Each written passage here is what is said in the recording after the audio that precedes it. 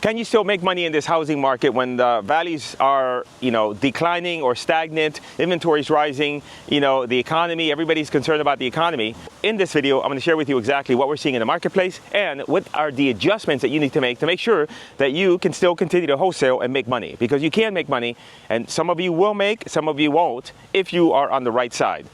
Recently, we had a deal in Bryant, Texas. And we thought it was a good deal, so we went to the buyer that purchased a deal in this particular market from us about 30 days ago. And we said, hey, we got another great deal for you. Would you want this deal? And the answer to that they told us surprised us, which was no.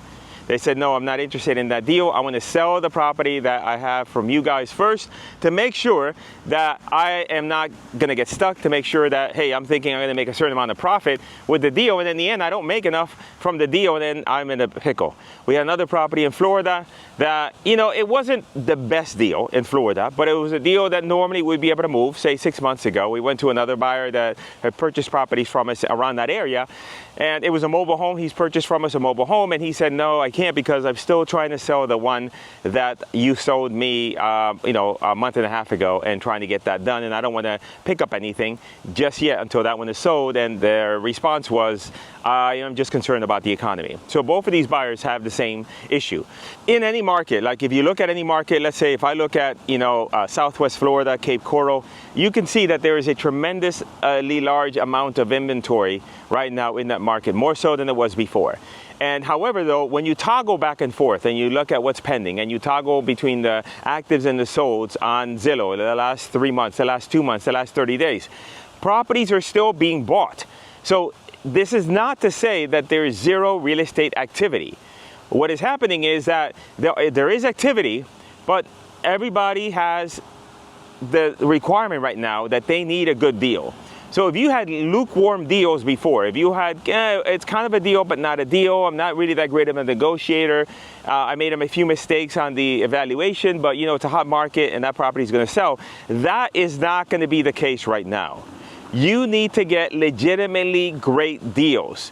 And that means that you're going to factor in a $25,000 assignment fee. You are then going to calculate if the buyer buys it at, say if the ARV on this property is $250 and the buyer buys it at, let's say the buyer is going to buy it at, let's say you want to make $25K in the assignment fee, and on that deal, the buyer is going to want to make, say, $40K on the rehab, and to leave themselves enough room, and say the rehab is, say, 30 grand.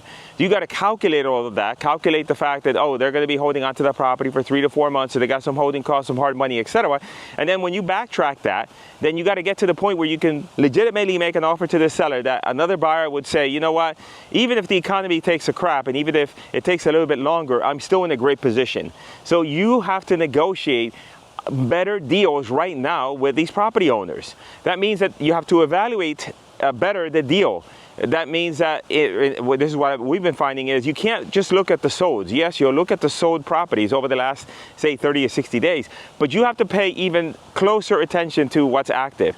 Recently, we had a deal in Raleigh, North Carolina that I looked at personally, and the values on that showed for the same property, 60 days ago, same square footage, the value was 350, right? But then I look at the actives, and then active properties, same square footage, are asking 330, so 20K less than the sold for properties that were completely rehabbed. So now I can't say, this property is worth 330,000. Excuse me, I can't say this property is worth 350 because now, if you were to buy it under that assumption, your investor buys it and they put the work into it, they go to market, they're not going to be able to list that property for 350 because the rest of the inventory is below that, so then not going to have a chance of selling it. And so you then have to now take into consideration the active inventory and then price it around that. And you need to price it aggressively. A lot of you are using like a 70% ARV formula, and that works in a very, very small window of price points. If you're looking at a deal, let's say that the end value is 85K, for example, then on those type of properties, you got to buy them cheap. I'm talking about like 15,000, 20 grand. That has to be your buy number. So, that 70% ARV less assignment, less whatever formula you're using is not going to work in that instance. You have to calculate, okay, if this is how much I want for an assignment, and then the buyer puts this amount of work and repairs into the property, they have closing costs, what is the end number going to be? And so at the end, that's what you have to calculate. you know, you typically, and generally speaking, we try to stay away from that lower end type of property only because you can't make that much money. You know, it's hard to make, you know, it's hard to make 20 grand, you know, 25 grand on a, you know, property that's only worth 65. Like, they literally have to give you the property for free in order for you to make any halfway decent amount of money. So you got to stay within the median price point of that particular market. And that varies, right? Because the median price point in Miami-Dade County could be 500,000, 600,000. In California, it could be high. But if you're in bumfuck, you know, Ohio or whatever, you know, Dayton, Ohio, or wherever those markets are, then you know what? The median price point could be 300,000, right? So whatever that median price point is, that's the ideal price point, and you need to negotiate and get better discounts. You can't be shy. You know, if your offer, if they're not offended by your offer, then it's too high. Your initial offer should just offend them. They should just, like, it should be difficult for you to even, for those words to come out of your mouth. So the other thing that you need is you need a higher volume of property leads. I'm walking the dog, and I think the dog is like, okay, it's too hot out here. You gotta get me inside the house. You need more leads, because if the majority of the sellers, right, if say normally it would take you 30 leads in order to get a deal, you gotta assume that it's gonna take you double the number of leads in order to find a deal.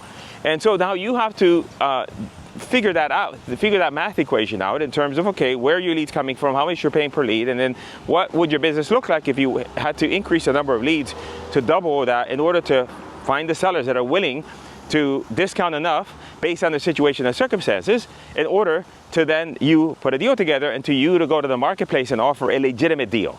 And so that's what we're finding too, is that we're just having to go through more leads. Now for us, it's a little different because we do online lead generation. The way we do our ads, our cost per lead is relatively low. It's $20, $25 per lead, sometimes even less than that. So at the end of the day, like, and we get leads every day. So at the end of the day, if somebody wants too much money, if somebody's situation and circumstances is such that they can't, it's not a viable situation, right? Because again, I said this before, we're not in the convincing business, we're in the finding business.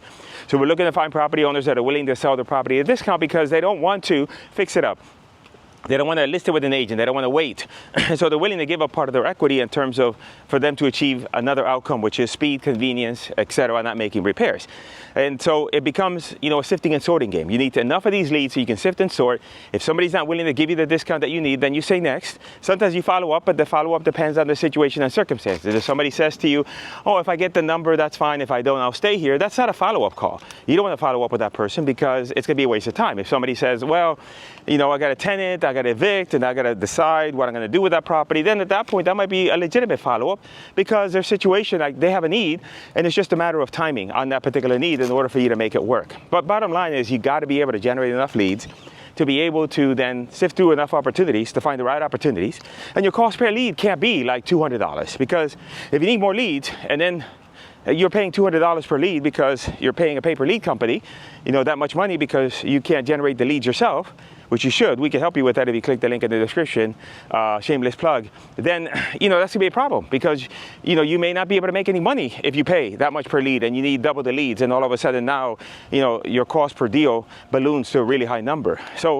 So if you're interested in learning more about how you can generate a massive amount of leads in this market so that now you become a sifting and sorting machine and just deal with a prospect that really want to sell, go ahead and click on one of these videos that shows up here, and then that way you can see how we do it, and that way you could do it too. And remember, we can help you if you want the help.